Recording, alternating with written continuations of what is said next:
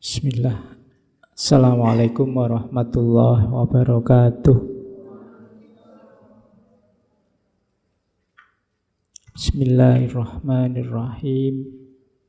Alhamdulillahi rabbil alamin. Wa bihi nasta'inu ala umurid dunya waddin. Allahumma sholli wa sallim wa barik ala habibina wa syafi'ina sayyidina wa maulana Muhammadin wa ala alihi wa ashabihi wa man tabi'ahum bi ihsanin ila yaumiddin. Bismillah, kita mulai lagi ngaji kita. Setelah minggu lalu kita istirahat sebentar. Bulan ini kita ambil tema muhasabah. Saya tidak tahu nyambung apa enggak temanya dengan tokoh-tokohnya. Pokoknya ini akhir tahun, saatnya kita agak ngerem sedikit. Saatnya kita muhasabah. Saatnya kita menghitung-hitung apa yang sudah kita lakukan dalam setahun. Sudah sesuai aturan atau tidak, masih on the right track atau tidak. Saatnya kita muhasabah. Mungkin sudah 11 bulan lebih kita ngegas, sekarang saatnya ngerem. Oke, nanti mulai digas lagi bulan Januari. Maka kita ambil tokoh-tokoh sufi besar untuk membantu kita melakukan muhasabah. Malam ini kita temui beliau. Mungkin teman-teman sudah akrab, sering mendengar namanya. Tapi menekuni secara serius mungkin nunggu kalau kuliah di filsafat akhlak atau di akhlak tasawuf biasanya ketemunya. Di mata kuliah yang lain saya tidak tahu. Tentang beliau ini mungkin yang belajar ilmu kalam pernah mendengar cerita beliau dengan salah seorang muridnya yang terkenal sekali, namanya Wasil bin Atok. Wasil bin Atok ini salah satu murid beliau, pintar sebenarnya Wasil bin Atok itu. Wasil bin Atok itu, di antara uniknya Wasil bin Atok itu cadel, tidak bisa ngomong R. Kalau Arab ya ro, tidak bisa ngomong ro, agak cadel lidahnya. Tapi karena beliau ini pintar, misalnya ceramah apa pidato apa ngomong apa itu, beliau selalu bisa menghindari huruf ro. Oh, itu tidak sembarangan kan ngomong, kok bisa menghindar terus dari huruf ro. Itu di antara pinternya Wasil bin Atok. Suatu ketika ada orang bertanya pada Syekh Hasan Al-Basri ini, Syekh, hari ini saya melihat ada kelompok di kalangan kita yang suka mengkafir-kafirkan. Dulu ya, bukan sekarang, zamannya Imam Hasan Basri. Ada yang bilang bahwa begitu orang melakukan kesalahan, melakukan dosa, maka dia kafir. Tapi ada juga yang mungkin kalau bahasa ini terlalu santai. Orang melakukan salah apapun tetap pokoknya dia masih mukmin. Itu kalau zaman itu kan dikenal perdebatan antara kelompok Khawarij dan cabang-cabangnya juga kelompok Murji'ah. Yang satu bilang oke saja masih mukmin meskipun melakukan dosa, yang satu bilang ndak, sudah kafir. Terus yang benar yang mana? Kalau ada orang melakukan dosa itu dia masih mukmin apa sudah kafir? Sebelum Imam Hasan Al-Basri jawab, Wasil bin Atok angkat tangan. Jadi tanpa diminta untuk jawab, Wasil bin Atok jawab, menurut saya orang ini tidak kafir, ya tidak mukmin. Itu nanti jadi cikal bakal lahirnya pandangan yang dikenal dalam teologi Mu'tazilah namanya manzilah bainal manzilatain. Satu tempat di antara dua tempat. Kapan-kapan ya tema ini. Kita mau Syekh Hasan Basrinya ini. Jadi ada muridnya nyerobot jawaban, tapi beliau tidak marah. Beliau cuma bilang, karena setelah itu Wasil bin Atha setelah jawab itu berdiri terus nyari sudut masjid yang lain untuk mojok bikin kajian lain yang baru. Imam Hasan Basri cuma komentar, i'tazala anna Wasil. Wah, Wasil sekarang sudah misah nih dari kita. Jadi tidak marah-marah, tidak. Kamu murid kayak gimana? Kamu enggak. Beliau enggak marah-marah, cuma komentar i'tazala anna Wasil. Ada yang bilang dari sinilah nanti muncul istilah Wasil dan kawan-kawan disebut kelompok Mu'tazilah. Oke. Imam Hasan al-Basri ini termasuk tabi'in. Gurunya adalah para sahabat besar. Jadi Umar, Utsman, bahkan Ali, Abdullah bin Umar, pokoknya sahabat-sahabat besar hampir semua jadi gurunya. Lahirnya di lingkungan rumahnya Rasulullah. Karena ayah dan ibunya itu maula. Maula itu sebut saja pembantu. Ayah dan ibunya dulunya budak dari Irak yang menikah, kemudian ayahnya pembantu di rumahnya Zaid bin Sabit.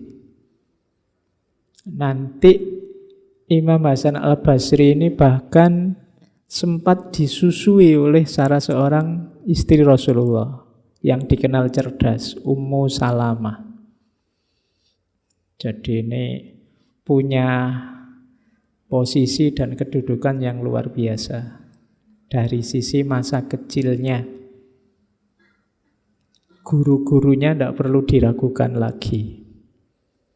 Dan beliau termasuk tokoh yang nanti dikenal sangat menguasai agama, tokoh yang dikenal ungkapan-ungkapannya banyak berpengaruh hingga hari ini. Kalau bahasa kita hari ini, quote-quotesnya itu luar biasa. Itu Imam Hasan al-Basri. Umur 15 tahun beliau pindah dari Madinah ke Basrah. Makanya nanti gelarnya jadi Hasan al-Basri. Karena tinggal di Basrah. Oke. Sekarang kita lihat apa yang bisa kita ambil untuk muhasabah dari gagasan-gagasan sufistik Imam Hasan al-Basri. Kalau ada yang tanya, Pak, ini kan ngaji filsafat, kok temanya tasawuf? Tidak tahu saya juga jawabnya gimana. Pokoknya ngaji wailah. Kalau di jurusan akidah filsafat Islam ini ya biasanya ada di mata kuliah akhlak tasawuf. Di UIN mata kuliah akhlak tasawuf itu hampir ada di semua prodi. Oke, jadi yang kuliah di UIN mungkin pernah juga ketemu dengan beliau, Imam Hasan al-Basri. Oke, beliau ini selain ngaji ke tokoh-tokoh besar, hidupnya awalnya seorang pedagang mutiara. Makanya beliau dikenal Hasan, di antara julukannya Hasan si pedagang mutiara. Ada beberapa versi tentang konversi apa? Pertobatan seorang Hasan Basri dari ulama yang luar biasa kemudian menjadi sufi. Kalau teman-teman membaca kitabnya Fariduddin Attor yang terkenal sekali itu diterjemahkan judulnya Warisan Para Aulia atau judul aslinya Tadhkiratul Aulia. Jadi Hasan Basri ini satu ketika datang ke seorang kliennya jual beli mutiara, kebetulan seorang perdana menteri di daerah Bizantium. Bizantium itu satu kota di Yunani kuno yang nanti zaman Romawi namanya ganti Konstantinopel, zaman Turki Utsmani ganti jadi Istanbul. Nah, Perdana Menteri ini satu ketika ngajak Imam Hasan al-Basri ini jalan-jalan ke satu tempat. Jadi di kerajaan itu di satu tempat ada satu tenda. Di tenda itu pas Hasan al-Basri ke sana tiba-tiba datang ratusan pasukan. Kemudian merubungi tenda itu, ngomong-ngomong apa sedikit terus pergi. Kemudian setelah ada pasukan datang ulama-ulama, orang pinter, filosof, cendekiawan, ratusan juga. Muter-muter di tenda itu, ngomong-ngomong sebentar terus pergi. Setelah itu datang juga perempuan-perempuan cantik. Muter-muter juga di tenda itu terus pergi juga. Terakhir datang orang-orang tua. Muter di situ terus pergi. Paling akhir datang rajanya. Muter juga di situ terus pergi. Ini Hasan al-Basri heran. Itu ngapain sih orang-orang itu? Kok muter-muter semua di tenda ngeruneng nggak jelas terus pergi? Cerita sufi itu kan gitu. Menarik kalau diceritakan. Diceritain sama Perdana Menterinya. Di tenda itu, di dalamnya adalah makamnya putra mahkota. Jadi waktu putra mahkota ini masih muda, semua orang mencintainya. Pinter, ganteng, jagoan, pokoknya harapan pemuda-pemudi bangsa negara. Dia semua mengharapkan dia nanti mengganti raja. Tapi terus masih di usia muda, tiba-tiba sakit. Semua dokter kerajaan tidak bisa ngatasi dan akhirnya meninggal. Dan dimakamkan di situ yang ada tendanya. Nah, orang tadi yang datang muter-muter menggerundeng itu sebenarnya sedang semacam muhasabah atau apa ya? Jadi misalnya yang pasukan tadi muter-muter di situ, yang diucapkan apa? Wahai pangeran, kalau yang melawanmu, kalau yang membuatmu sakit, membuatmu mati adalah pasukan yang bisa kami lawan, kami siap mengorbankan nyawa untuk membelamu. Tapi yang membuatmu sakit dan meninggal adalah sesuatu yang tidak mungkin kami lawan. Muter-muter terus pergi. Selanjutnya datang lagi orang-orang pinter, para ulama. Wahai putra mahkota, kalau yang bisa menyelamatkanmu adalah ilmu, pengetahuan, filsafat, kami siap melawannya. Terserahlah, butuh santri ngaji filsafat berapa tak kerahkan. Tapi yang datang mengambil nyawamu adalah sesuatu yang tidak terlawan bahkan oleh kepandaian kami. Terus datang yang muda-muda, cantik-cantik juga begitu. Kalau bisa kami tukar nyawamu, keberadaanmu dengan kecantikan kami, dengan keindahan kami semua siap. Terakhir, yang orang-orang tua tadi juga begitu. Kalau boleh ditukar, kita yang sudah tua saja yang berangkat duluan. Terserah mau ditukar berapa dari kami semua, umur-umur kami. Tapi yang membuatmu meninggal adalah sesuatu yang tidak terlawan. Dan yang terakhir, rajanya datang. Wahai anakku, apapun yang ada di negara ini dalam kuasaku, kalau memang mungkin bisa aku tukar dengan kehidupanmu kembali, aku tukar. Tapi ternyata tidak bisa, tidak laku. Bahkan kerajaan dan seisinya dan raja-rajanya sekaligus. Jadi tiap hari ada adegan ini. Dan ini menyentuh seorang Hasan Basri. Akhirnya beliau pulang, sampai di rumah terjadi konversi, mengalami kesadaran yang luar biasa bahwa dunia ini sebenarnya tidak ada harganya. Bahkan satu negara dibandingkan satu nyawa saja tidak bisa dilawan. Oke, nanti dari situ nanti Hasan al-Basri punya konsep tentang dunia yang khas, yang agak negatif, yang agak menjauh dari dunia. Sampai nanti beliau dikenal sebagai tokoh sufi besar awal. Yang tokoh-tokoh awal itu kadang disebut zuhad, ahli zuhud, atau nusak, ahli ibadah. Oke, karomah-karomahnya juga banyak. Silahkan dibaca di buku-buku. Kalau karomah-karomah itu kan ya. Yang di Fariduddin Attar itu ada beberapa.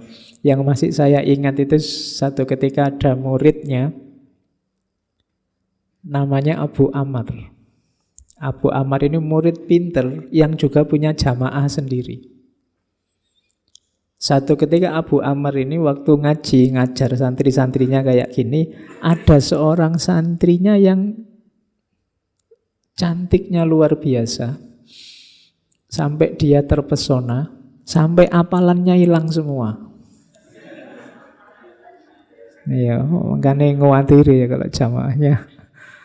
Jadi terus ngadep sama Imam Hasan al-Basri, guru, tidak tahu apa yang menimpaku sekarang. Pikiranku kacau, tidak karu-karuan. Hafalan Quranku hilang. Tidak bisa lagi aku ngajar. Mbok aku tolong didoakan biar kembali lagi semuanya seperti semula. Katanya Syekh Hasan al-Basri, oke, karena sekarang musim haji, kamu berangkatlah ke Mekah. Di sana ada masjid, namanya Masjid Khaif. Nanti di sudut masjid ada orang tua yang selalu di situ karena berzikir. Tunggulah kalau dia sedang berzikir, kalau sudah selesai temuilah, minta didoakan oleh beliau. Akhirnya muridnya ini benar datang ke Mekah mencari Masjid Khaif, dan benar di masjid itu memang ada orang tua yang selalu duduk di depan di sudut masjid berzikir. Tidak berani mengganggu, ditunggu. Waktu menunggu si orang tua ini berzikir, tiba-tiba datang seseorang yang pakai baju putih-putih, agak bercahaya, dirubung orang banyak. Semuanya minta salaman, termasuk syekh yang sedang zikir itu.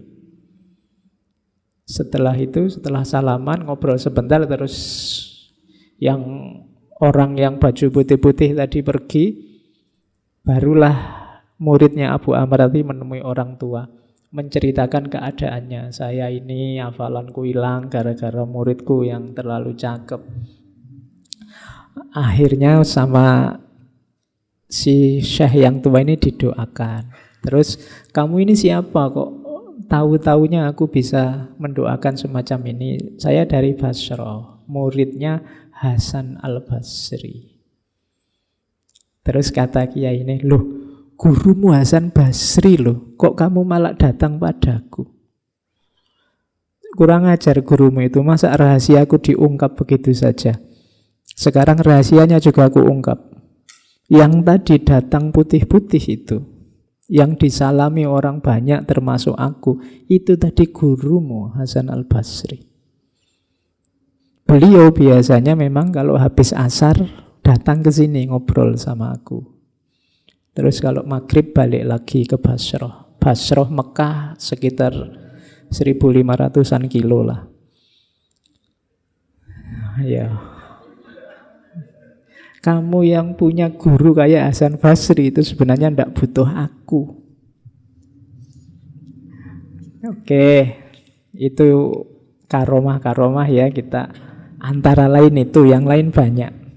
Tapi malam ini kita ngaji, kita belajar apa yang diajarkan oleh Imam Hasan al-Basri. Ini dari beberapa sumber saya ambil. cara berpikir sufistiknya. Yang pertama, ada pendefinisian yang sedikit berbeda, lebih mengarah ke dunia batin tentang apa itu muslim, apa itu mukmin, siapa itu sufi, siapa itu faqih. Faqih itu ulama ahli agama. Muslim adalah orang yang memasrahkan hati dan jiwa hanya kepada Allah. Kalau ini bisa dipahami dari definisinya, aslama yuslimu.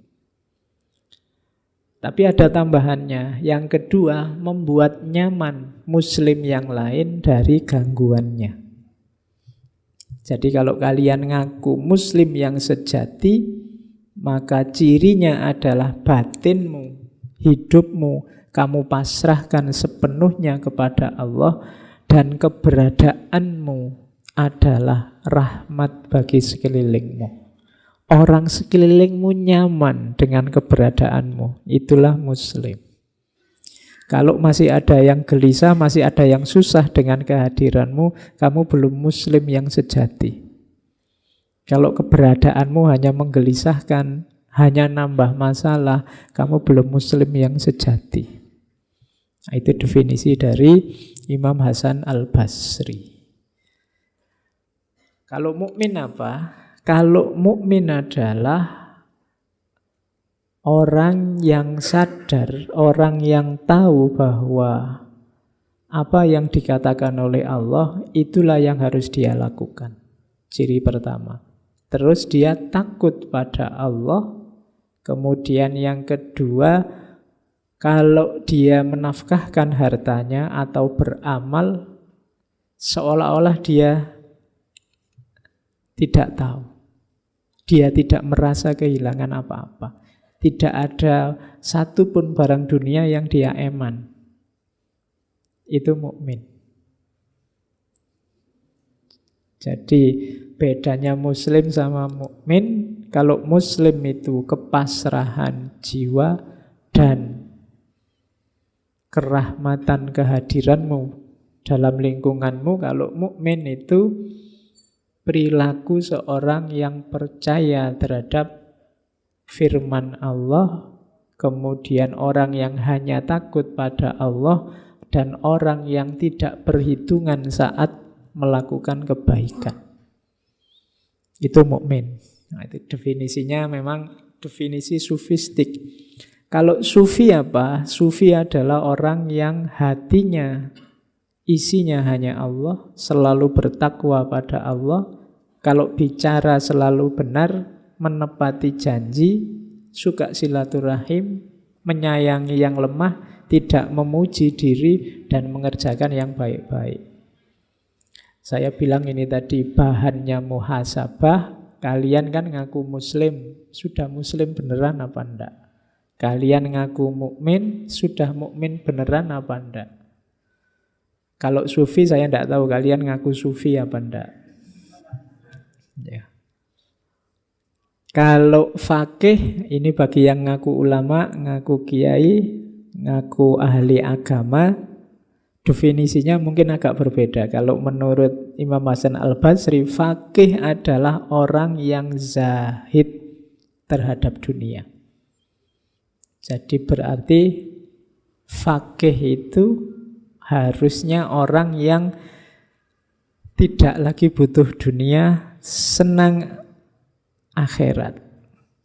Kemudian orang yang memahami agamanya, kalau ini pasti. Kemudian orang yang senantiasa beribadah, berarti menjalankan ilmunya. Kemudian orang yang warok. Warok itu orang yang mampu mengendalikan diri untuk tidak melakukan hal-hal yang tercela.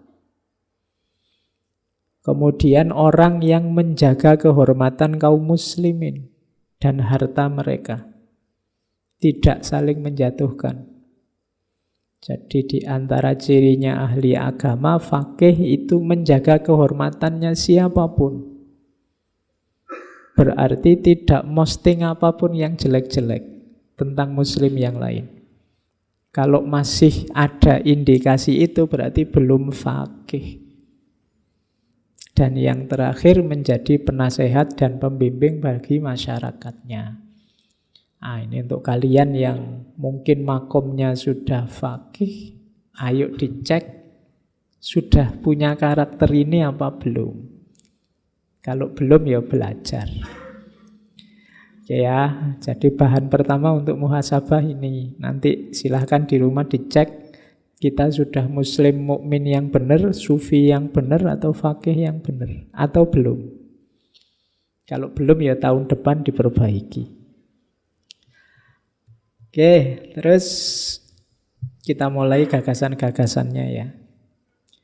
Tadi di depan saya bilang Imam Hasan Al-Basri itu punya pandangan yang agak pesimis tentang dunia. Sebenarnya hampir semua sufi juga begitu. Katanya Imam Hasan Al-Basri, dunia ini seperti ular, terasa mulus kalau disentuh tangan, tetapi racunnya dapat mematikan. Maka hati-hatilah dengan dunia. Ular itu kan halus. Kalau tidak percaya kamu lus-lus kalau berani. Kenapa kamu takut sama ular? Karena racunnya dapat mematikan. Harusnya kamu kalau takut dekat atau menyentuh ular, seperti itulah sikapmu pada dunia. Biar tidak sembrono. Yang kedua, dunia ini adalah janda tua yang telah bungkuk dan beberapa kali ditinggal mati suaminya. Maksudnya apa? Banyak loh sebelumnya orang yang jatuh cinta sama dunia. Dan orang itu sekarang mati sudah. Maka dunia ini posisinya janda. Jadi orang yang jatuh cinta sama dunia itu sebenarnya kalian sedang jatuh cinta sama janda. Kenapa? Sebelum kamu sudah banyak yang sudah jatuh cinta sama dunia. Dan orangnya sudah banyak juga yang meninggal. Berarti kan kamu dapat bekasnya mereka. Itu pun kamu senangnya setengah mati sama dunia. Jadi dunia itu janda tua yang bungkuk, yang sudah beberapa kali ditinggal mati suaminya. Beberapa kalinya itu bisa jumlahnya ratusan juta itu sudah. Sejak zaman Nabi Adam sampai hari ini. Jadi seperti itu Imam Hasan Al-Basri memahami dunia. Oke, lah terus diapain dunia ini? Dunia adalah negeri tempat beramal. Tapi ada rumusnya. Rumusnya apa? Barang siapa bertemu dengan dunia dengan rasa benci dan zuhud, ia akan berbahagia dan memperoleh faedah darinya. Jadi jangan jatuh cinta sama dunia, zuhudlah. Zuhud itu memandang kecil, memandang tidak terlalu penting. Maka dunia akan kamu dapati banyak manfaatnya. Nanti di quotes yang lain katanya Imam Hasan Al-Basri, dunia itu alat. Maka jadikan dia alat untuk tujuanmu, jangan dibalik. Kamu yang jadi alatnya dunia. Banyak orang yang hari ini terbalik. Dia jadi alatnya dunia, bukan dunia yang jadi alatnya untuk mendekat pada Allah. Namun barang siapa bertemu dunia dengan perasaan rindu dan hatinya tertambat pada dunia, ia akan sengsara dan akan berhadapan dengan penderitaan yang tidak dapat ditanggungnya. Apapun yang menurutmu bagus, indah di dunia ini, sikapilah dengan zuhud. Anggaplah dia kecil, tidak terlalu penting. Karena kalau kamu jatuh cinta beneran, rindu beneran, tertambat beneran sama dunia, bersiaplah untuk menanggung segala penderitaan dan resikonya. Apapun itu. Harta itu terlalu sedikit membuatmu gelisah, terlalu banyak membuatmu bingung.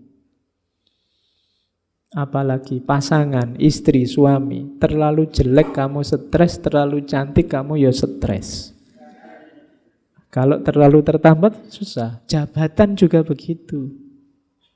pangkat juga begitu, kedudukan juga begitu. Begitu kamu terlalu terikat ke sana, siap-siaplah menanggung resikonya. Jadi ini pandangannya Imam Hasan Al-Basri tentang dunia. Masih ada lagi. Tidaklah gambaran kehidupan dunia ini seluruhnya dari awal sampai akhir kecuali seperti orang yang tidur. Dia melihat dalam tidurnya apa yang dia senangi, kemudian dia tersadar bangun. Ini mirip dulu Imam Ghazali yang mengibaratkan jangan-jangan hidup kita ini kayak mimpi. Enggak kok Pak, ini nyata kok Pak. Loh kamu pas mimpi juga begitu, rasanya kayak nyata. Begitu bangun kamu sadar bahwa oh alah ternyata mimpi. Besok mungkin begitu kamu meninggal, ganti alam, kamu baru sadar bahwa oh ternyata dunia yang heboh kemarin itu rasanya hanya kayak mimpi. Yang sejati sekarang di sini, yang kemarin itu hanya permainan. Bisa jadi begitu. Itu kan di Imam Ghazali. Nah, Imam Hasan Al-Basri jauh sebelumnya sudah mengisyaratkan dunia ini kayak orang tidur. Begitu kamu bangun nanti kamu tahu yang sejati. Sekarang sih seolah-olah ini sejati. Sesuatu yang fana, betapapun banyaknya, tidak akan menyamai sesuatu yang baqo, betapapun sedikitnya. Waspadalah terhadap negeri yang cepat datang dan pergi, serta penuh tipuan. Ini di antara quotes-nya untuk menunjukkan betapa dunia ini jangan terlalu diberati oleh hatimu. Dunia itu hanya 3 hari saja. Kemarin, besok, dan hari ini. Hari kemarin sudah pergi, sudah lewat. Hari besok mungkin kita tidak menjumpai. Wong ya tidak jelas kita besok masih ada apa enggak. Satu-satunya yang jelas cuma hari ini, jam ini, bahkan detik ini. Ini yang jadi milik kita, maka manfaatkanlah sebaik-baiknya. Jadi maksudnya Imam Hasan Al-Basri, detik yang tadi sudah lewat. Detik yang akan datang kita tidak tahu situasi kita seperti apa. Yang dalam kuasa kita hanya detik ini sebenarnya. Maka jangan sia-siakan waktu, manfaatkan setiap detik hidupmu untuk hal-hal yang berguna. Kalau tidak, detik yang akan datang kamu menyesal. Tadi ngapain aku kok tidur? Tadi ngapain aku kok main HP saja? Tadi ngapain? Karena kamu kelewatan sudah. Kalau sudah tadi ngapain, sudah masa lalu, tidak bisa diubah. Jadi masa depan masih belum jelas, masa lalu sudah tidak bisa diubah, kita hanya menguasai masa kini. Maka nikmatilah hidupmu sekarang, lakukan hal yang tidak membuatmu menyesal di detik yang akan datang. Nah, itu nasihatnya Imam Hasan Al-Basri. Ini nanti silahkan dibaca. Yang terkenal sekali adalah surat beliau pada salah seorang khalifah yang sangat terkenal, Umar bin Abdul Aziz. Jadi ini zaman itu masih surat, masih belum bisa ngirim WA. Katanya Imam Hasan Al-Basri kepada Umar bin Abdul Aziz, ini salah satu khalifah kesayangannya para ulama. Amma ba'du wahai Amirul Mukminin, sesungguhnya dunia ini adalah tempat pengembaraan, bukan tempat tinggal untuk selamanya. Nabi Adam diturunkan ke dunia dari surga sebagai bentuk hukuman dari kesalahan yang pernah dilakukannya. Jadi kalau dilihat dari kisahnya Nabi Adam, hidup kita di dunia ini hukuman. Maka berhati-hatilah dengan dunia. Sesungguhnya orang yang sadar bahwa dirinya akan meninggalkan dunia akan selalu mempersiapkan bekalnya untuk akhirat. Dan orang yang selalu terikat dengan dunia tidak akan sempat beramal untuk bekalnya di akhirat. Setiap saat selalu ada yang menjadi korban tipu daya dunia. Barang siapa yang tersanjung oleh dunia akan terhina. Barang siapa yang cinta dunia akan kekurangan bekal untuk akhirat. Dunia ibarat racun, siapa yang memakannya akan binasa. Wahai Amirul Mukminin, jadilah seperti orang yang sedang mengobati lukanya. Selalu sabar menahan perih sesaat demi menghindari penderitaan yang panjang. Memang tidak enak disuruh menafikan dunia itu karena hidup kita terbiasa dengan segala kenikmatan dunia. Tapi ayo, katanya Imam Hasan Al-Basri, kita bermental seperti orang yang sedang luka. Menahan perih sesaat demi menghindari penderitaan panjang. Ia selalu rajin mengobati lukanya agar tidak mengalami rasa sakit berkepanjangan. Kalau kamu tidak bisa perih sesaat, nanti lukamu akan semakin panjang, sakitmu akan semakin lama. Berhati-hatilah dengan dunia yang penuh tipu daya dan khayalan. Dunia terlihat indah, tapi terhias dengan tipuan dan fitnah. Demi Allah, wahai Amirul Mukminin, dunia hanyalah mimpi, sedang akhirat adalah nyata. Di antara keduanya adalah kematian. Banyak para hamba yang terlena dengan mimpinya. Jika engkau selamat dari tipu daya dunia, maka engkau pun juga akan selamat dari huru hara besar kekuasaan.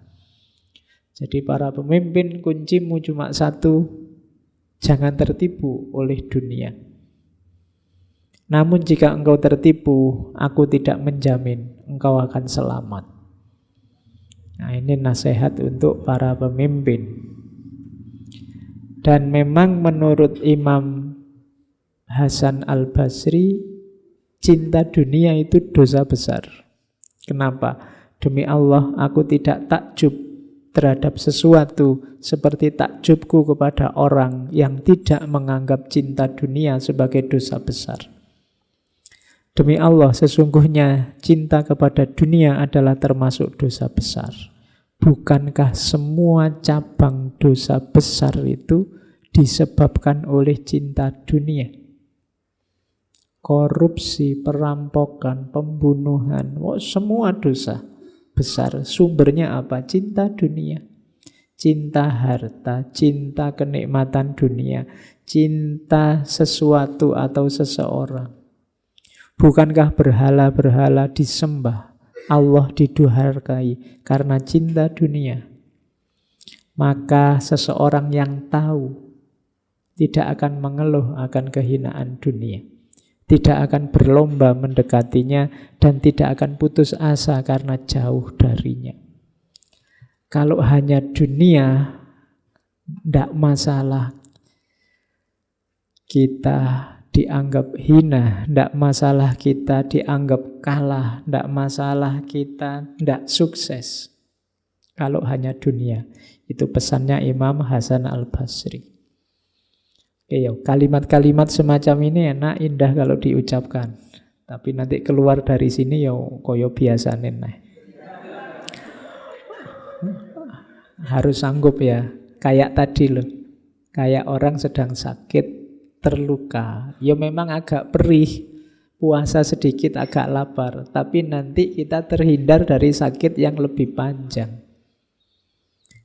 Ada dialog unik dari Imam Hasan Al-Basri dengan muridnya. Satu ketika ada muridnya tanya, wahai Abu Said, karena beliau nama lengkapnya kan Abu Said Hasan bin Abul Hasan Al-Yasari Al-Basri.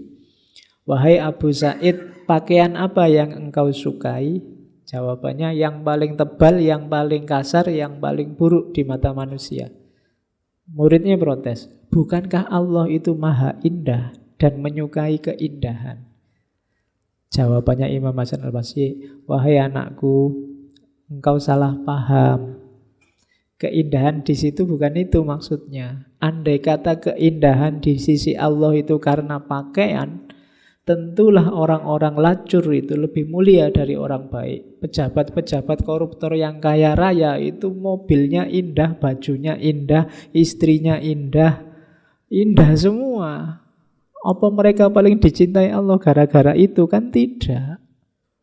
Keindahan dalam kalimat itu maksudnya apa? Sesungguhnya keindahan yang dimaksud adalah mendekatkan diri kepada Allah, melakukan ketaatan, menjauhi maksiat, berakhlak mulia. Itulah keindahan. Itulah yang disukai oleh Allah. Jadi kalau engkau sedang berjuang menjauhi maksiat, yang engkau lakukan itu indah. Kalau engkau sedang menjalankan ketaatan pada Allah, yang engkau lakukan itu indah. Kalau engkau sedang mewujudkan akhlak mulia, yang engkau lakukan itu indah. Bukan bajumu, bukan model rambutmu, bukan selfie-selfiemu itu. Keindahan itu ada pada akhlakmu. Oh, itu kita kemarin kan memahami kalimat ini, Allah itu maha indah dan menyukai keindahan. Katanya Imam Hasan Al-Basri, keindahan di situ bukan keindahan lahiriah, tapi keindahan batiniah. Oke, terus. Nah, ada 3 ajaran sufistik yang dipelopori oleh Imam Hasan Al-Basri. Yang pertama zuhud, yang kedua khauf, yang ketiga roja. Khauf dan rojak dulu pernah kita bahas khusus. Yang rojak pada philosophy of hope, filsafat harapan. Yang khauf pada filsafat ketakutan, philosophy of fear. Zuhud itu apa? Tadi saya bilang definisinya kecil, memandang kecil. Zahada, memperlakukan dunia ini hanya sebagai jembatan. Karena dunia ini jembatan, jangan sibuk membangun apa-apa di dunia. Ambil saja secukupnya asal kalian bisa lewat dengan aman, nyaman, selamat, membawa bekal untuk kepentingan tujuanmu di seberang jembatan. Selama ini salah cara hidup kita, katanya Imam Hasan Al-Basri, kita terlalu banyak membangun banyak hal di atas jembatan. Jembatan itu kan hanya untuk dilewati, tidak untuk ditinggali. Kita hanya sementara. Orang Jawa punya istilah, dunia ini hanya mampir ngombe. Mampir sebentar untuk minum. Terus jalan lagi. Jangan lama-lama, berhenti. Nanti kamu tidak nyampe. Jalan terus, ilaihi roji'un. Nah, zuhud itu nanti dalam teorinya ada 3. Ada zuhud yang sifatnya fardu, ada zuhud yang sifatnya fadl, utama, ada zuhud yang sifatnya salamah. Zuhud yang fardu itu adalah meninggalkan hal-hal yang haram. Harusnya kita semua ini seorang zahid. Kalau tidak, ada yang salah. Khususnya di zuhud yang fardu ini. Jadi, tidak boleh ada yang tidak zuhud. Semua orang harus zuhud di level zuhud yang fardu. Yang fard. Ada zuhud yang fadl.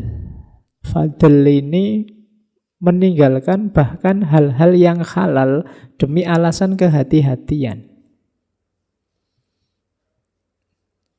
Iya sih, halal ndak apa-apa. Cuma aku khawatir kalau di situ terus nanti ketagihan di situ terus ndak bisa berubah malah rusak. Mending ndak deh. Nah, itu zuhud yang fadl. Iya sih, punya mobil gonta-ganti itu ndak masalah, punya mobil banyak juga ndak masalah. Tapi aku khawatir kalau aku gonta-ganti mobil, punya mobil banyak, nggak bisa menahan hasrat tamakku, malah nanti blunder. Nah, itu udahlah, ndak usah gonta-ganti mobil, beli satu aja yang paling mahal, paling bagus. Nah, itu zuhud yang fadil. Oke. Kalau dari wajahku sih nyari yang cantik itu mesti bisa lah. Tapi khawatirku, nah itu zuhud yang fadil. Jangan terlalu cantik lah, nanti jadi pikiran terus, nanti nggak konsentrasi ibadah. Misalnya. Ada dalam hidup ini banyak hal yang boleh kok. Nggak kok yang itu nggak haram, boleh. Tapi terus kamu batasi sendiri. Nggak apa, saya itu orangnya mudah tergoda ya Pak. Nggak usah lah. Saya milih yang lain saja, yang sekiranya saya nggak tergoda. Itu namanya zuhud fadl. Ada yang zuhud salama. Zuhud salama ini untuk yang syubhat. Kalau tadi kan jelas halal tapi kita batasi. Kalau yang awal jelas haram, kita tidak boleh bantah. Kalau yang itu kita harus zuhud. Ada yang ketiga yang salama. Yang salama ini yang sifatnya syubhat. Bisa ya, bisa enggak sih. Disebut halal juga tidak ada dalilnya, disebut haram juga tidak ada dalil tegasnya. Tapi untuk lebih hati-hatinya, saya tidak dulu deh. Ini namanya zuhud salama. Tidak jelas halal haramnya, saya minggir dulu. Nah, ini zuhud salama. Jadi meninggalkan dunia, menjauh dari dunia itu ada yang fardu, ada yang utama, ada yang demi keselamatan. Fard, fadl, dan salama. Oke, itu kalau zuhud. Kalau khauf, saya tidak perlu menjelaskan detail. Khauf itu, kalau katanya Imam Hasan Al-Basri, antara lain takut melanggar hukumnya Allah, takut membuat Allah murka. Dan itu katanya Imam Hasan Al-Basri, takut yang membuat hatimu tentram. Pak, saya takut kalau saya berdosa, Pak. Ketakutanmu berdosa kan membuatmu tidak bergerak menuju wilayah dosa. Ini menentramkan. Perasaan takut yang menyebabkan hatimu tentram lebih baik daripada rasa tentram yang menimbulkan perasaan takut. Kamu melakukan dosa kadang-kadang kan enak, tentram. Ujian nyontek, alhamdulillah aku bisa jawab semua akhirnya. Tapi pada akhirnya kamu takut. Wah, jangan-jangannya banyak. Begitu ragu-ragu, ketakutanmu banyak. Awalnya tentram, tapi ujungnya takut. Mending awalnya takut, tapi ujungnya tentram. Itu khauf namanya. Imam Hasan Al-Basri ini dikenal, memang wajahnya kelihatan kayak orang yang sedih terus. Jadi orang yang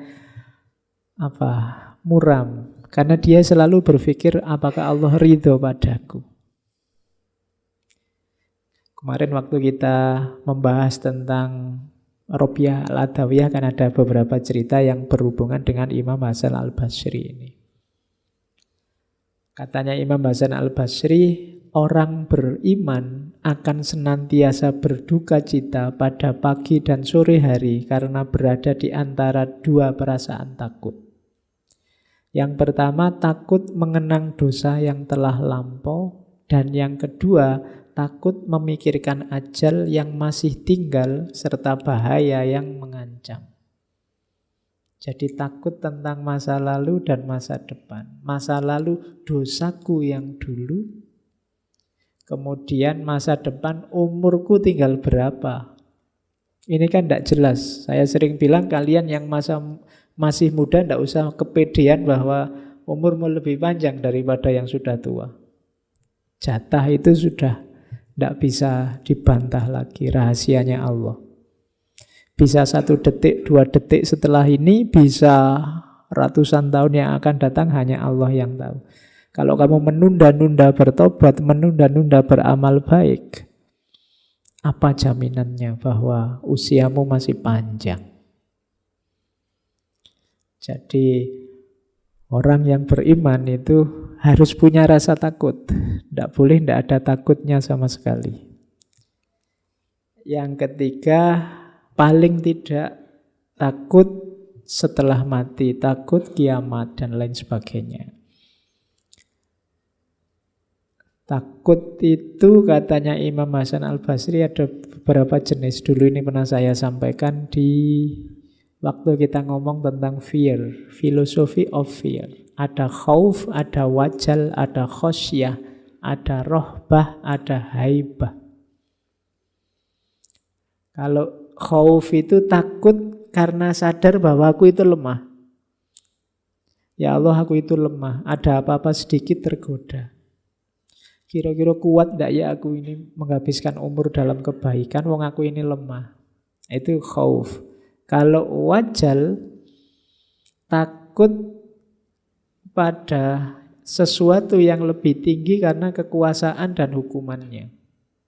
Ini kayak gemetar. Wajal itu makna literalnya gemetar. Kita di hadapan Allah harusnya gemetar. Kenapa? Karena Allah punya kuasa apapun. Beliau punya kuasa atas pahala, dosa, hukuman. Ini namanya wajal. Kayak kalian habis melanggar apa, terus dulu waktu SMA dipanggil guru BP, terus kamu gemeteran sebelum masuk ruangan, itu wajal. Atau kalian waktu salah apa sama dosennya, malesu tanda tangannya, apa terus dipanggil, itu wajal. Karena kamu tahu beliau punya kuasa atas dirimu untuk memberikan hukuman. Ada lagi khosyah. Khosyah ini takut yang sangat besar. Yang ini nanti pangkalnya, awalnya iltija. Iltija ini terus yang membuatmu ingin berlindung pada yang punya kuasa. Itu namanya khosyah. Kamu takut dipukul kakakmu waktu kecil, terus kamu lari-lari nyari ayahmu apa ibumu untuk berlindung. Itu namanya khosyah. Ada rohbah. Rohbah itu enggan, lari dari sesuatu yang tidak disukai. Rohbah itu lawannya rohbah. Kalau rohbah itu suka, kalau rohbah benci. Jadi takut yang membuatmu benci itu rohbah. Ada yang ngejar-ngejar kamu sampai kamu takut ini jangan-jangan mau ganggu aku ini. Terus kamu lari, itu namanya rohbah. Ada haibah. Kalau haibah ini takut karena merasa kalah level. Kalau sama Allah, ya Allah yang maha besar, maha tinggi, kita takut dan gentar. Pertandingan kok level RT melawan Barcelona atau Madrid misalnya, wah itu haibah namanya. Sebelum tanding sudah kalah duluan. Itu namanya haibah.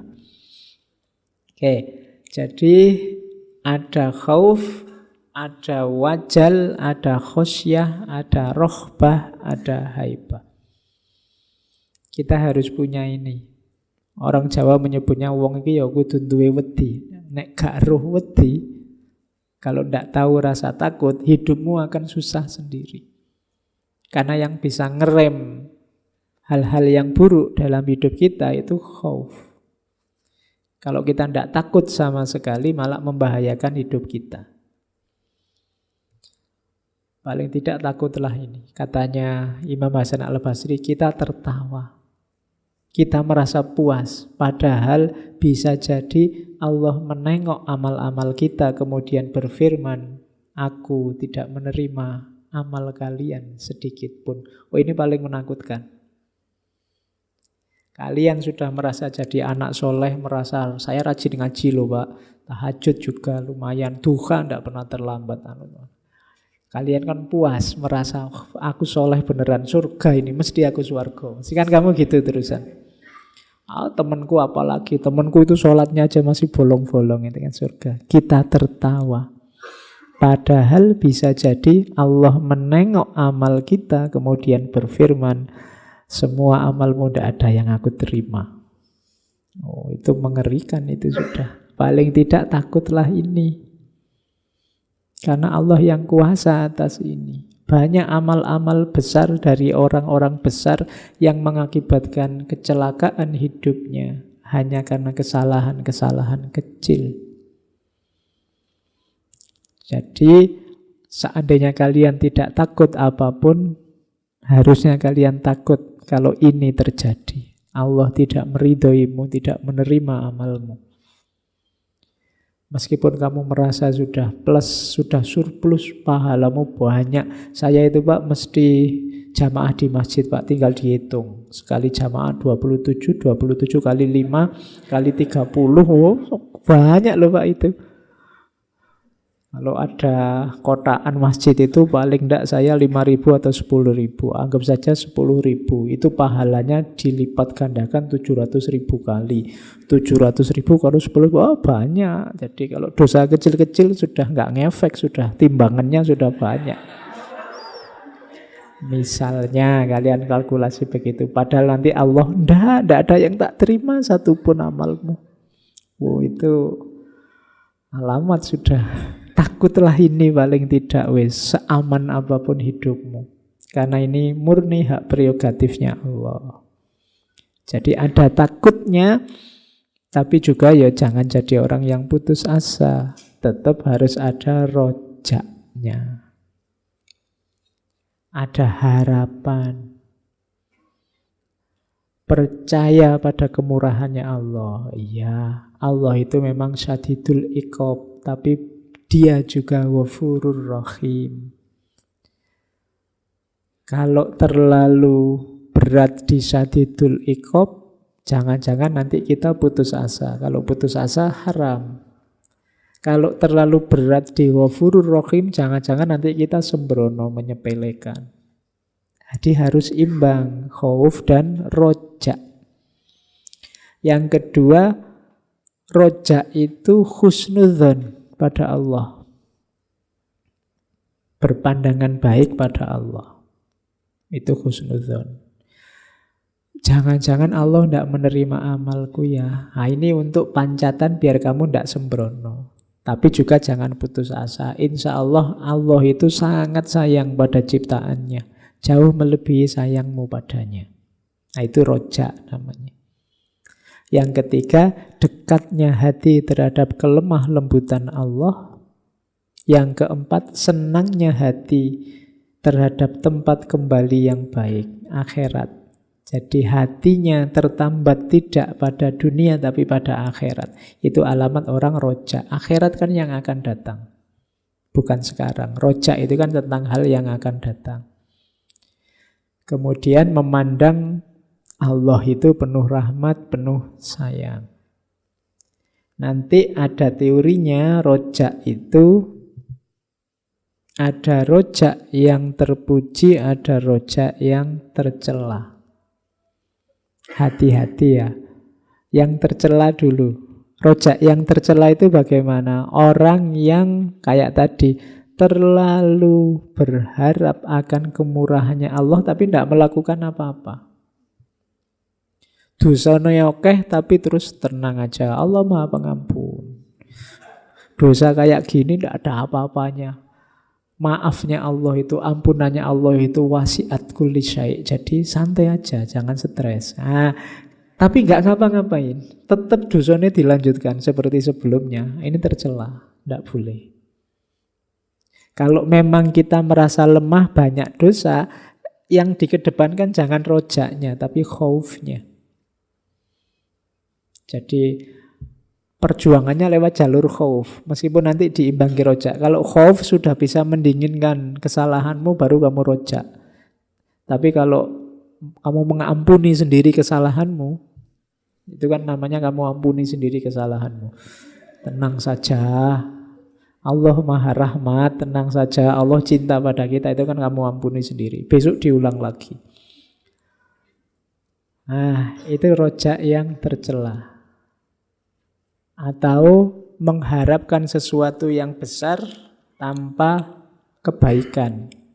Tanpa kebaikan itu misalnya, saya ingin jadi orang soleh loh Pak. Ya kok no belajarlah jadi orang soleh Anda. Apa kalau Allah menakdirkan nanti kan saya bisa sendiri. Itu namanya rojak yang salah. Karena kalau ingin jadi orang soleh berusaha, belajar, cari ilmu. Nanti Allah yang menganugerahkan hasilnya. Kalau rojak yang terpuji ya sudah seperti tadi. Jadi melakukan rojak plus amal baik. Atau bertobat kemudian berusaha mengganti amal jeleknya dengan kebaikan. Baru boleh rojak. Jadi ini memang formula yang harus hati-hati. Makanya kalau digambar itu khauf dan roja itu harus simultan. Dan dia akan optimal kalau zuhud jadi dasarnya. Jadi kalian bisa khauf dan roja secara berkesinambungan, tapi landasannya zuhud. Zuhud itu menjauh dari dunia, seperti dijelaskan tadi, menganggap dunia itu kecil, tidak penting. Berarti apa? Kalian khauf itu takut tertipu oleh dunia, takut jatuh cinta oleh dunia, dan rojaknya berharap Allah menyayangimu, membantumu untuk tidak tertipu oleh dunia. Jadi khauf dan rojak didasari oleh zuhud. Ini sebenarnya 3 ajaran utama dari Imam Hasan Al-Basri. Jadi rumusnya ini sebenarnya. Oke, rumus ini diterapkan dalam kehidupan kita. Kalau matematika ya dasarnya ini, tapi nanti contoh kasusnya ya hidupmu sendiri-sendiri. Kapan kamu harus khauf, kapan kamu harus roja, seperti apa formulasi zuhudmu. Oke, kita lihat lagi. Kalau ini pandangan Imam Hasan Al-Basri tentang yang terbaik. Warisan terbaik ilmu. Kalau kalian ini meninggalkan apapun, peninggalan apapun, entah pada anak turunmu, anak cucumu, anak muridmu, atau temanmu, kasih ilmu. Teman terbaik, akhlak. Bekal terbaik, takwa. Duta terbaik, akal. Duta itu berarti utusan yang mewakilimu untuk mengelola kehidupanmu. Pasrahkan pada akal. Dia pinter untuk menghadapi dunia. Dia yang bisa ngerti rumusan-rumusan hidup di dunia. Menteri terbaik, menteri ini kan pembantu. Pendukung hidupmu yang terbaik apa? Kebijaksanaan dan kelapangan dada. Kekayaan terbaik qanaah. Qanaah itu merasa cukup. Jadi bukan kuantitasnya. Jadi kekayaan itu akan baik untuk hidupmu bukan karena jumlahnya, tapi karena sikap mentalmu. Kalau sikap mentalmu qanaah, berapapun jumlah hartamu, engkau orang kaya. Qanaah itu rasa cukup dalam kepemilikan. Penolong terbaik taufik. Taufik bukan nama orang ya. Anugerah dari Allah. Pemberian Allah, itu taufik. Bantuan dari Allah, itu taufik. Dan penasehat terbaik, kematian. Kalau ini tidak perlu saya jelaskan, kalian sudah ngerti. Kalau ingat mati hatimu tidak tergetar, berlatihlah lagi untuk melembutkan hatimu. Berarti ada tanda-tanda hatimu sedang keras.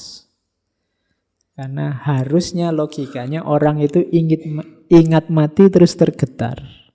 Merasa bahwa hidup ini fana, merasa bahwa hidup ini sementara, merasa bahwa pada saatnya kematian itu akan kita alami, bahkan bisa jadi sebentar lagi. Nah, itu namanya penasehat terbaik. Jadi tidak usah susah-susah, ingatkan saja terhadap kematian. Kalau ada masalah besar, ada problem besar, orang galau, orang sumpek, orang stres, bilang saja, kita ini hidup berapa lama sih? Pada akhirnya juga mati. Dunia jangan terlalu diberatilah. Nah, itu kan maunya begitu Imam Hasan Al-Basri. Jadi kuncinya di kematian. Oke, ini ada yang unik. Kalian kan selama ini tidak suka sama makhluk ini. Imam Hasan Al-Basri belajar dari sifatnya anjing yang positif. Oh, kamu tidak pernah belajar, kamu benci terus, kamu maki-maki terus. Bahkan dia jadi simbolnya makian kan. Jawa ya pakai itu, sekarang pakai eng-nya sekarang jadi R. Ya. Loh, padahal kita bisa belajar banyak. Oke, ada 10 sifatnya anjing yang menurut Imam Hasan Al-Basri bisa loh kita mengambil hikmah dari keberadaan seekor anjing. Yang pertama apa? Anjing itu tidur malamnya sedikit, karena biasanya anjing kan menjaga rumah tuannya. Orang yang sanggup sedikit tidur malam itu simbolnya apa? Jiwanya kuat. Tangguh dia. Kalau kita kan ya sedikit-sedikit tidur. Kalau dia tidurnya sedikit. Loh, makanya. Terus coba dilihat sabar menemani tuannya. Tidak mengeluh oleh panas atau dingin. Oh, itu anjing. Diajak ke salju, diajak lari-lari, kalian diajak lari pagi mungkin ya mulet-mulet. Anjing itu diajak lari pagi tiap pagi ya ikut saja, manut saja. Dia tidak pernah alasan males capek Tidak ada. Yes, manut saja. Oh, itu menunjukkan kesabaran. Disuruh apa saja mau kadang-kadang. Terus, tidak mengkhianati amanah. Dia setia dengan tugasnya. Makanya sampai para polisi kan memperkerjakan anjing. Saya tidak tahu gajinya berapa 1 bulan. Untuk melacak jejak. Kan dia tidak pernah bohong, tidak pernah berkhianat. Amanahnya, tugasnya itu yaitu yang dijalankan. Dan setia. Jadi itu pelajaran yang ketiga dari seekor anjing. Jadi pengabdian sejati. Tidak marah, tidak iri hati. Sifat seorang mukmin. Jadi anjing itu mau kamu punya 2, punya 3 itu ya tidak pernah iri. Pokoknya manut lah. Tuannya mau ngajak apa saja manut. Dia ditinggal di rumah ya tidak apa-apa, diajak ya senang. Terus tidak rakus. Ya makhluk yang bisa rakus itu kan cuma manusia. Kalau hewan itu ya kalau lapar ya makan, kenyang ya sudah. Tidak pernah kok mengumpul-ngumpul makanan buat yang akan datang, mikir pensiun, itu tidak ada. Iya, hanya manusia yang mikir pensiun, mikir anakku besok makan apa, itu terus. Kalau hewan tidak ada, semuanya fakir. Fakir itu ya tidak butuh yang lain. Yang dibutuhkan hanya Allah saja kalau itu dalam dunia sufi. Terus di antara cirinya anjing, kalau ini anjing liar, pengembara. Kayak para sufi kan juga pengembara. Terus ridho, puas dengan apapun yang dimiliki. Terus mudah tidur, ini beda dengan yang atas tadi ya. Bedanya mudah tidur maksudnya ya tidurnya tidak lama, tapi dia mudah tidur. Kalau kalian kan tidurnya susah, akhirnya apa? Sedikit-sedikit tidur tadi. Nanti habis ngaji gini tidak bisa tidur sampai jam 12, jam 1 kan gitu. Akhirnya tidurmu subuhnya kesiangan. Nanti di kantor, di kampus ya ngantuk lagi. Alasannya tadi malam ngaji Pak. Terus nanti jam ya. Kamu kan gitu. Manajemen waktunya tidak bagus. Justru mudah tidur itu bagus. Asal tidak sedikit-sedikit tidur. Nah, mudah tidur dan tidur sang sedikit itu 2 hal yang berbeda. Oke, terus fokus pada majikannya. Terus yang terakhir katanya Imam Hasan Al-Basri, mencari terang. Kalau dalam gelap ini mungkin perlu dicek. Saya tidak punya anjing jadi tidak bisa meneliti. Benar nggak dalam kegelapan, dia tidak suka. Lebih suka yang terang. Oh, bayangkan, dari anjing saja kita bisa belajar banyak. Apalagi dari makhluk-makhluk yang lain yang kita anggap mulia. Oke, ini sengaja saya ambil yang ini ya, biar makhluk ini tidak kasihan tiap hari kamu maki-maki. Oke, terus nah, kalau ini ya mungkin lumayan buat bekal sekarang. Jadi Imam Hasan Al-Basri itu di antara yang terkenal dari beliau adalah kritis terhadap pimpinan. Beliau mengalami seorang khalifah yang dianggap agak zalim namanya Hajjaj. Jadi beliau, semua ulama yang lain takut kalau beliau enggak. Sampai satu ketika beliau pernah dipanggil khusus oleh Hajjaj, rencananya sama Hajjaj mau dieksekusi. Tapi bismillah beliau berdoa minta lindungannya Allah, datang ke tempatnya Hajjaj. Semua orang sudah takut dieksekusi ini mesti. Tapi begitu ketemu Hasan al-Basri, tidak bisa orang marah. Tidak bisa orang berpikiran jelek. Begitu ketemu ya langsung salaman, cium tangan, malah Hajjaj belajar banyak hal.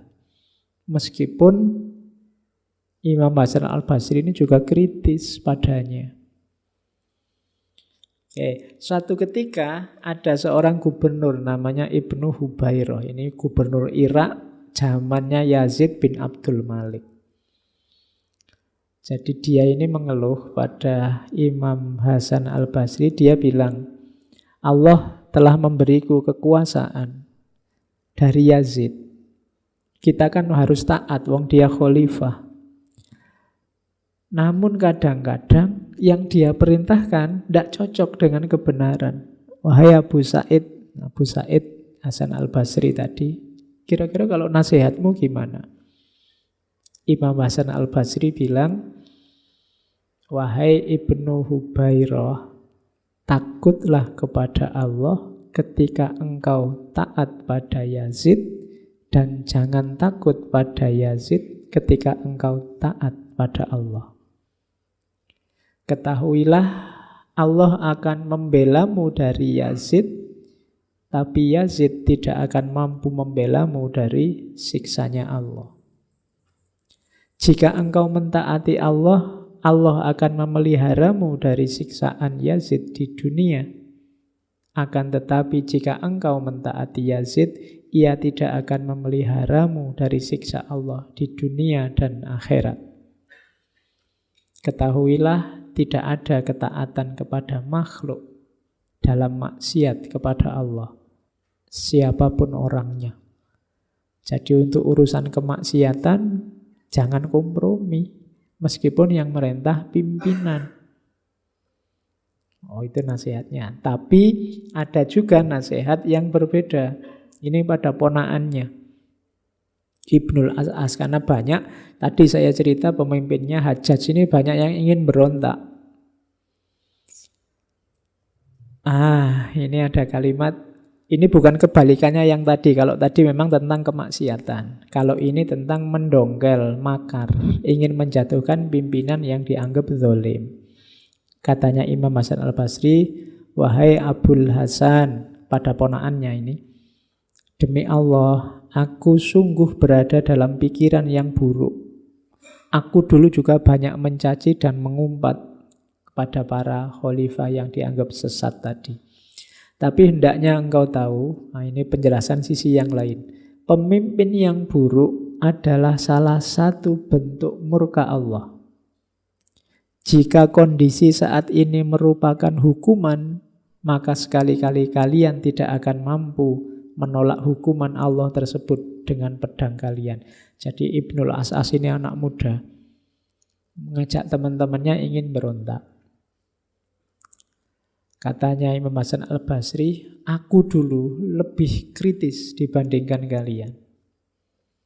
Tapi harus kamu ingat, ketika Allah memberikan kita pemimpin yang buruk, itu bisa jadi karena memang kita layak diberi pemimpin yang buruk atau hukuman dari Allah terhadap perbuatan kita sendiri. Maka tidak ada gunanya kamu lawan dengan pedang. Pertama-tama yang harus kamu lakukan apa? Berdoa, bertaubat, lepaskan diri dulu dari semua dosa. Karena kalau kamu tiba-tiba melawan dengan pedang, maka ia akan lebih tajam.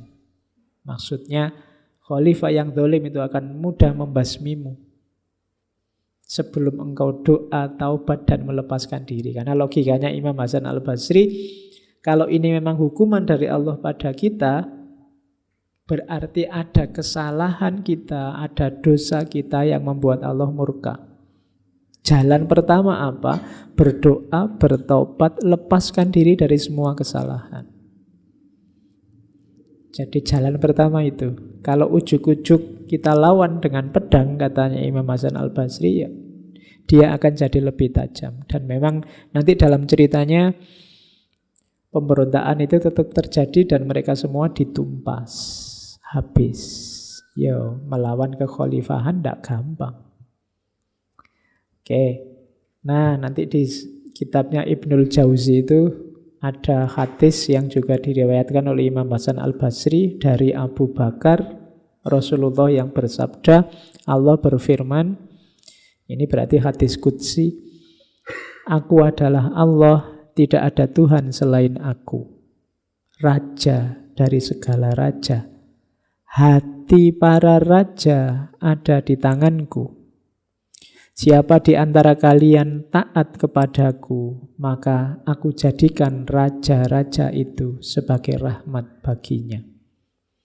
Siapa di antara kalian bermaksiat kepadaku, maka aku jadikan raja-raja itu azab baginya. Oleh karena itu, janganlah kalian sibuk mencaci para raja, namun bertaubatlah kalian kepadaku. Maka aku jadikan para raja itu simpati kepada kalian. Oh, ini cara berpikirnya menarik. Kalau ada yang mau mengkaji, mungkin ini sejenis etika politik dalam dunia sufi. Berhadapan dengan kekuasaan. Jadi ada logika-logika yang berbeda tadi. Tadi ada suratnya pada Umar bin Abdul Aziz, ada kritiknya pada Hajjaj, ada nasihatnya pada Ibnu Hubairah, pada ponaannya, termasuk sabdanya Rasulullah ini. Jadi ada beberapa tips cara menghadapi pemimpin. Tidak selalu dengan model pemberontakan, mengangkat pedang, perang, dan lain sebagainya. Tapi kalau pada saatnya butuh pedang, ya pedang diangkat. Oke, ini etika politik zaman itu. Oke, masih banyak sebenarnya cerita. Kalau ini cerita-cerita, ini kisah waktu. Jadi suatu ketika Ali bin Abi Thalib ke Basrah, ke masjid, masuk masjid. Loh, ini kok ada anak muda kok berani-beraninya ceramah. Siapa dia? Oh, begitu dilihat ternyata Hasan Basri. Terus ditanya, disapa oleh Ali bin Abi Thalib, wahai budak, ya karena itu kan awalnya beliau maulanya, pembantunya. Aku hendak bertanya padamu mengenai dua perkara. Jika engkau dapat menjawabnya dengan benar, maka engkau boleh meneruskan berbicara di depan manusia. Terus Hasan al-Basri yang masih muda datang dengan tawadhu, tanyalah wahai Amirul Mukminin, apa dua perkara itu? Ini dites. Ceritakan padaku, katanya Ali, apa yang dapat menyelamatkan agama dan apa yang dapat merusak agama. Hasan al-Basri menjawab, yang dapat menyelamatkan agama adalah warok dan yang dapat merusaknya adalah tamak. Oh, ini nanti kalian muhasabah sendiri ya. Kenapa warok itu bisa menyelamatkan dan tamak itu merusak? Katanya Ali terus, benar engkau, teruskan bicaramu. Orang semacam engkau layak berbicara di hadapan orang banyak. Jadi kalau kalian merasakan kegelisahan tertentu sehubungan dengan agama, kalau banyak menurutmu hal-hal yang berhubungan dengan agama kok melahirkan kerusakan-kerusakan, jangan-jangan banyak ketamaan-ketamaan yang terlibat. Jangan-jangan di antara kita banyak yang dilanda penyakit tamak.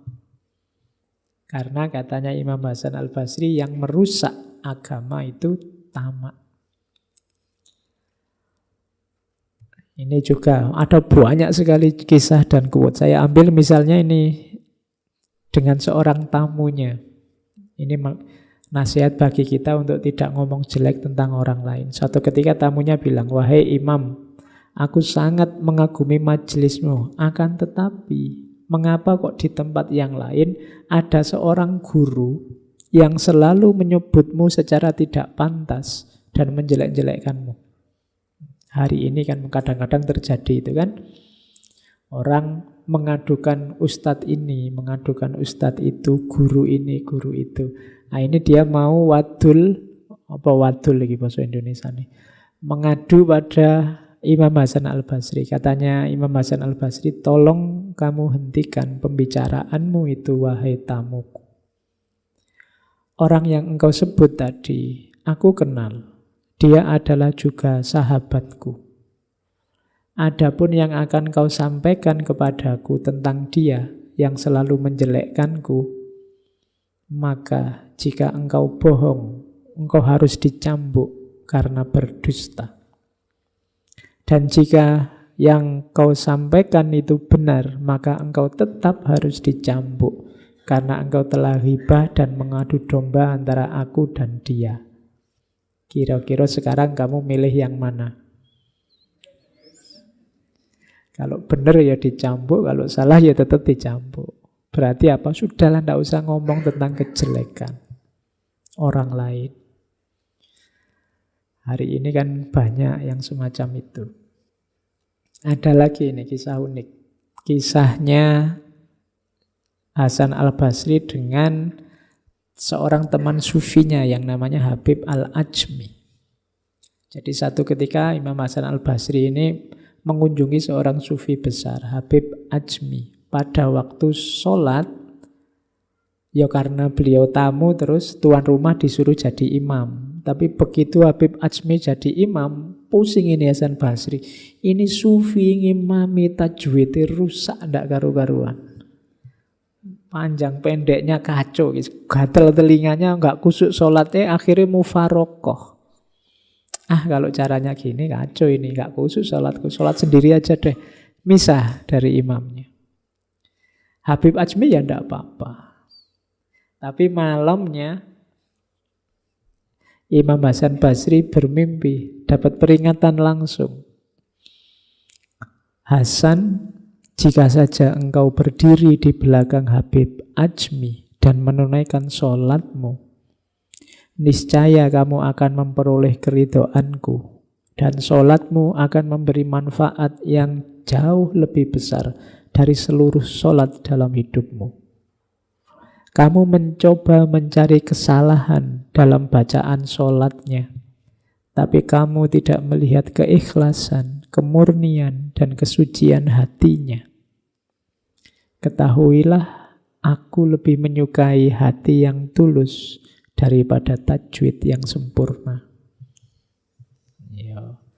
Jadi dunia sufi logikanya selalu semacam ini. Kita kan yang sering terjebak formalitas-formalitas. Jadi padahal kita tidak tahu keutamaan itu ada di mana. Ampunan Allah itu ada di mulutnya siapa. Keridhaan Allah itu datangnya dari perilakumu yang mana. Jadi jangan merendahkan orang, menyepelekan orang, menjelek-jelekkan orang, dan lain sebagainya. Jadi ini pelajaran dari kisahnya bersama Habib Ajmi. Oke, kita kan juga punya Habib sekarang banyak. Terus yang sufi juga kan banyak. Kalau ini kisah tentang seorang pemabuk. Suatu ketika waktu Imam Hasan Al-Basri jalan-jalan, tiba-tiba lihat orang mabuk masuk dalam lumpur. Terus diingatkan oleh Imam Hasan Al-Basri, hati-hati tuh kalau jalan, jangan sampai tenggelam. Cuma saya tidak tahu pemabuknya ini kemasukan apa. Jawabannya, wahai Tuan Hasan, jika aku tenggelam, aku sendiri yang hilang. Tapi apabila diri Tuan yang tenggelam, maka semua pangkat dan jabatan Tuan akan ikut tenggelam. Ini sindiran pada Hasan Al-Basri. Jangan tertipu oleh pangkat, jabatan, dan semua topengmu. Dia hanya akan memberatkan hidupmu. Kamu bawa kemana-mana, kamu lebih sumpek lagi. Kalau hanya aku yang tenggelam, selesai. Siapa yang kenal aku, siapakah aku, mungkin tidak muncul juga di berita, wong aku tidak penting. Yang hilang hanya seorang pemabuk. Tapi kalau Imam Hasan Al-Basri yang tewas tenggelam, wow, ada yang kehilangan guru, ada yang kehilangan mursyid, ada yang kehilangan sahabat. Dunia Islam kehilangan, banyak sekali yang kehilangan. Kenapa? Jabatannya banyak, gelarnya banyak, posisinya banyak. Jadi hal-hal duniawi masih banyak yang nempel. Oh, ini diantara peringatan pada Imam Hasan Al-Basri. Siapa mengira kalau ini kalimat ini muncul dari seorang pemabuk. Mungkin yang mabuk juga tidak sadar ngomong apa. Atau memang mulutnya dipinjam oleh Allah untuk mengingatkan Hasan Al-Basri. Makanya saya bilang tadi kita tidak tahu hikmah itu muncul dari mulut yang mana.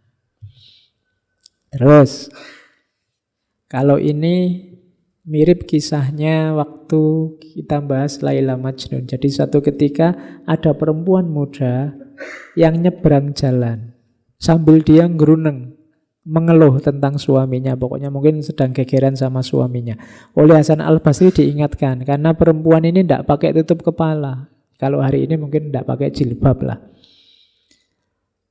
Terus perempuan itu jawab, cinta kepada suami membuatku tak sadar akan lingkungan sekelilingku.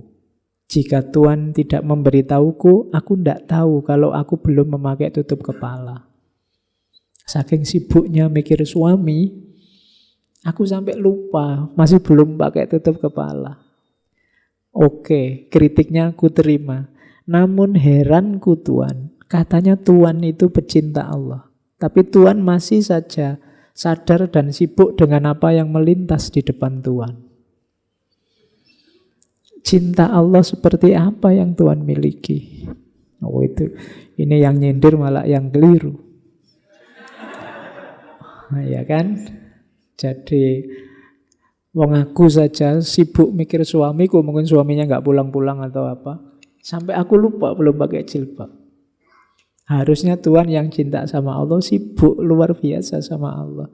Ternyata ada perempuan lewat tidak jilbaban aja, sampean sudah sibuk juga. Cinta macam apa itu kan, sindirannya begitu. Yaitu nasihat juga buat kita semua, melihatnya ke dalam. Inilah muhasabah dari seorang Hasan Al-Basri. Ini puisi ini sangat terkenal. Anak Adam, dirimu, diriku. Dirimu hanya satu. Kalau dia selamat, selamatlah engkau.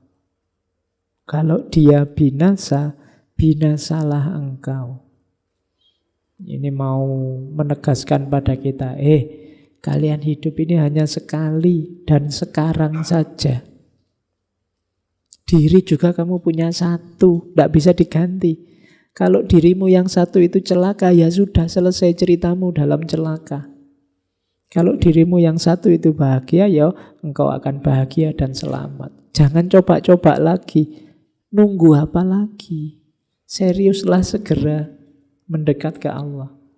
Karena kalau dia binasa, penyesalanmu tidak akan ada akhirnya. Dan orang yang telah selamat tak dapat menolongmu. Mungkin kamu mengharapkan tokoh siapa, mungkin kamu mengharapkan orang yang mana yang bisa menyelamatkanmu, yang menurutmu dia selamat. Tapi seandainya dia selamat pun dia tidak bisa membuatmu selamat. Kalau tidak engkau sendiri yang membuat dirimu selamat. Tiap-tiap nikmat yang bukan surga adalah hina. Dan tiap-tiap bencana yang bukan neraka itu mudah. Jangan mengeluh oleh kesulitan. Selama itu bukan neraka, tidak masalah. Dan jangan tertipu oleh nikmat selain surga. Karena selain itu nikmatnya sementara dan hina. Jadi terus berjalan. Jangan tertipu oleh bencana atau kenikmatan. Kenapa? Hidupmu hanya sekali, dirimu hanya satu, tidak bisa diulang. Kalau kamu tidak lulus ujian, bisa diulang tahun depan, bisa remedi semester pendek. Tapi kalau hidupmu di dunia ini tidak bisa. 90% tangisannya penduduk neraka adalah harapannya untuk kembali lagi ke dunia meskipun hanya 1 hari saja. Tapi sudah tidak bisa. Maka semua nikmat selain surga levelnya masih hina. Dan semua bencana selain neraka itu masih mudah. Maka tetaplah khauf, tetaplah roja pada Allah. Oke.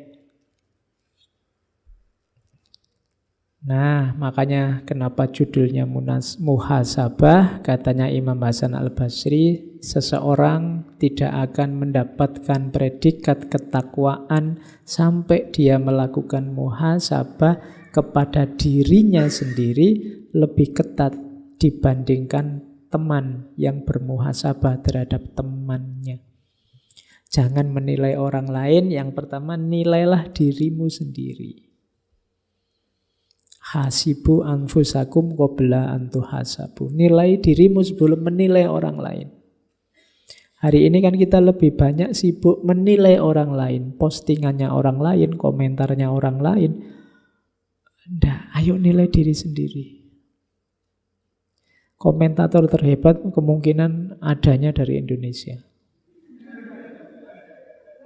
Jadi kalau sepak bola itu kita bolak-balik kalah, sekarang ganti aja kompetisi komentator sepak bola. Oh, kemungkinan kita juara. Ya, Twitter, Facebook, Instagram itu kan mungkin Indonesia itu paling ramai. Jadi kalian paling suka ngomentari orang lain. Oke. Kalau ngomentari diri sendiri mungkin ya tidak terlalu laku. Kadang-kadang ngomentari diri sendiri biar dikomentari orang lain. Itu juga tidak masuk hitungan. Oke. Yang kedua, seorang hamba akan berada dalam kebaikan selama dia mampu menasehati dirinya sendiri dan selalu menghisap dirinya sendiri. Sebelum engkau dihisap, hisaplah dirimu. Kalian akan mudah jadi orang baik kalau kalian punya kekuatan untuk menasehati dirimu sendiri. Kalau kalian tidak bisa nuntun dirimu sendiri, kemungkinan agak sulit kalian untuk mewujudkan kebaikan-kebaikan karena kalian tergantung pada orang lain. Di antara tanda-tanda Allah berpaling dari seseorang ialah Allah menjadikan kesibukannya pada perkara-perkara yang tidak bermanfaat baginya. Nanti di antara bahan muhasabah kita, ayo dicek. Kalian kan merasa sibuk, waktumu terbatas untuk banyak hal, disuruh bikin tugas apa itu kan rasanya kalau tidak mepet ya tidak jalan. Terus kamu itu sibuk apa? Coba dicek. Apakah kesibukanmu itu ada manfaatnya untuk dirimu? Kalau Imam Hasan Al-Basri berarti untuk kehidupan akhiratmu atau tidak? Kalau tidak, mungkin memang oleh Allah kamu dikondisikan begitu.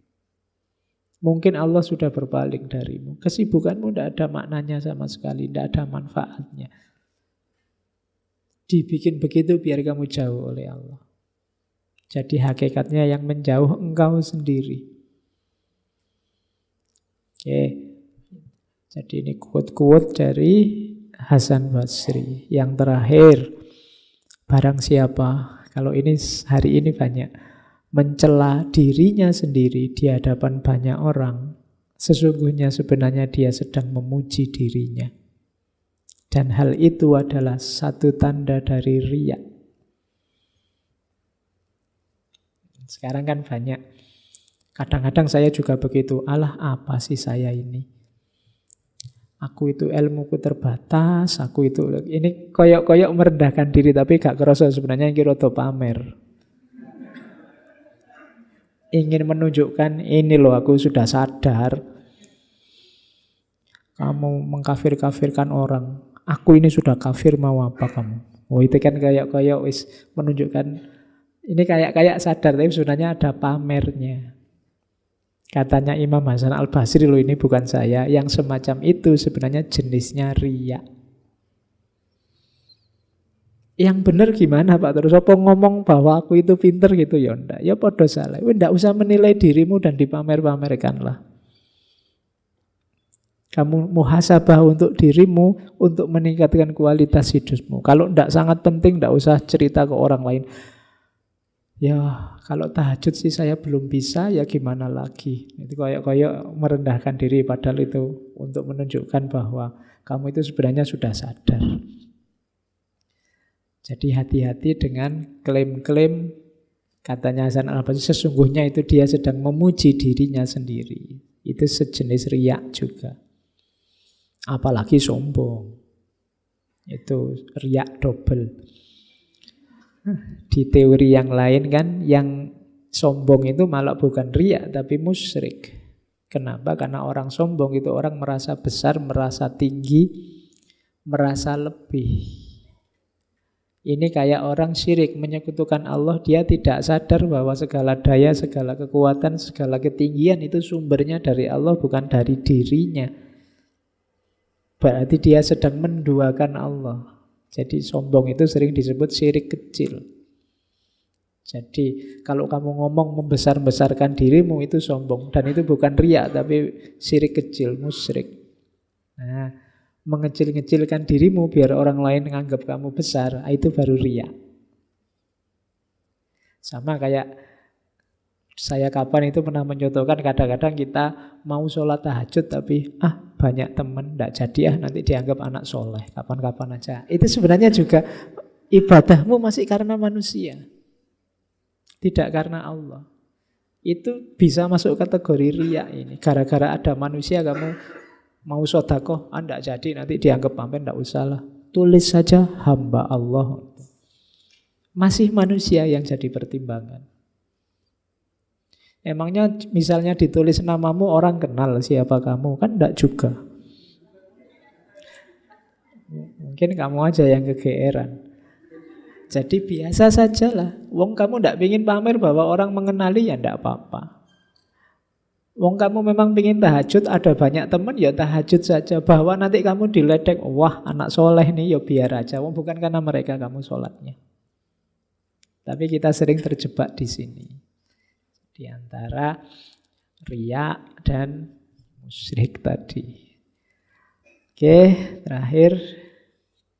Wahai manusia, sesungguhnya aku tengah menasehati kalian.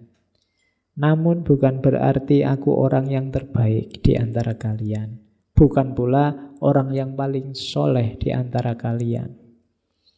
Andai kata seorang muslim tidak memberi nasihat kepada saudaranya, kecuali setelah dirinya sempurna, niscaya tidak akan ada pemberi nasihat. Jadi ini ucapannya Imam Hasan al-Basri juga saya ucapkan juga. Kamu jangan nganggap saya yang terbaik. Jangan nganggap wis soleh. Saya ngomong kayak gini bukan berarti Pak Faiz sudah melaksanakan yang di depan semua mbel, prek. Tidak juga. Kita sama-sama belajar ya, sama-sama latihan. Jadi siapa tahu dari sekian banyak berbusa-busa saya ngomong sejak awal, ada sedikit yang bisa meningkatkan kualitas hidup kita dalam rangka ilaihi roji'un. Tidak berarti yang ngomong lebih baik daripada yang diomongi. Jadi karena memang kita hidup bersama ini kan bedanya di beda fungsi main kita.